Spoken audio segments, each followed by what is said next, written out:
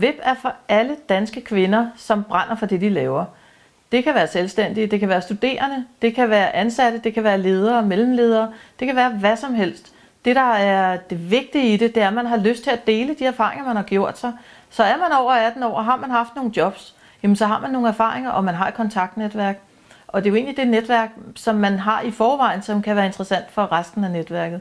Så har du lyst til at dele, har du lyst til at hjælpe, og brænder du for det, du laver, eller gerne vil brænde for det og have noget inspiration til det, så er du meget velkommen i VIP. Det er da et meget godt spejl, det her. Så, nu er vi ved at være færdige.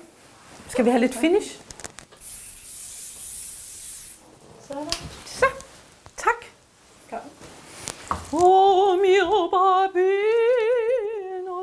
Når jeg lige lærte noget med min stemme, og det, der var ret interessant, det var faktisk, at jeg havde lyd hernede. Det synes jeg faktisk var ret interessant.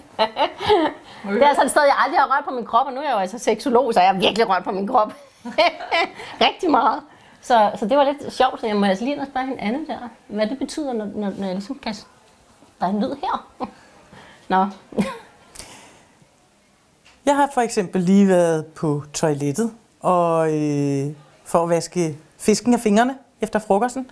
Og så møder jeg en anden dejlig whipper der, som siger, der var lige et ord, du sagde helt i starten, og det har fuldstændig udkrystalliseret sig for mig. Så jeg ved præcis, hvad jeg skal. Tak, sagde hun. Og det er jo ikke, fordi det var mig, der sagde det. Det kunne have været hvem som helst ellers. Men det er jo det, det handler om. Man kan ikke vide, hvorfra inspirationen kommer. Det er jo derfor, man skal netværke.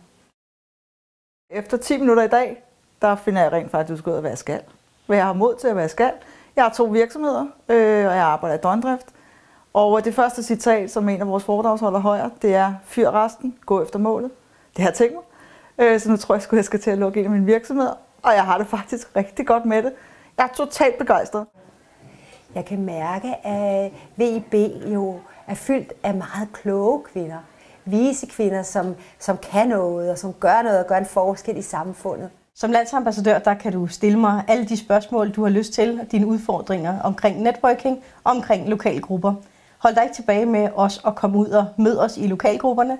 Det er faktisk der, hvor vi inspirerer hinanden allermest.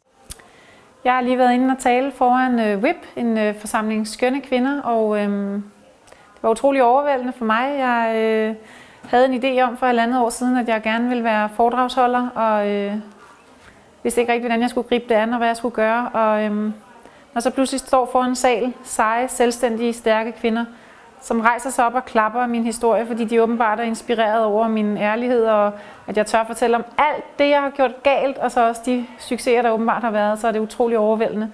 Så lige nu har jeg det faktisk sådan, at jeg bare gerne vil hjem i min kærestes arme. Jeg har været med i VIP siden marts i år, så lidt over et halvt år.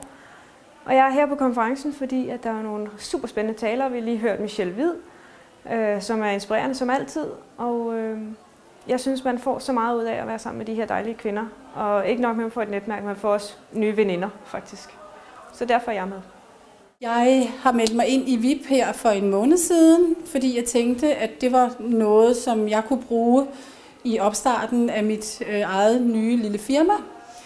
Så det er første gang, jeg er med til en VIP-konference, og jeg er helt høj af at være her. Det har bare været en pragtfuld dag. Jeg har fået en masse kollegaer, jeg kan ringe til. Jeg har en EDB-afdeling, jeg har en regnskabsafdeling, jeg har en IT-afdeling. Jeg har alt det, jeg skal bruge. Det er bare at gå på Facebook, det er bare at ringe. De er der alle sammen. Jeg tror faktisk ikke, at jeg behøver nogen uden for VIP. Det er min nye familie, tror jeg. Som ambassadør i Køge er jeg bare så stolt af de kvinder, vi har her. Og det er en kæmpe inspiration at få lov at se, hvor meget vi kan rykke. Jeg synes, det her det er jo det vildeste netværk. Kan man sige, den sindssyge energi, der er derinde. Og så en anden ting, forskelligheden. Altså de unge og de ældre typemæssigt fuldstændig forskellige typer.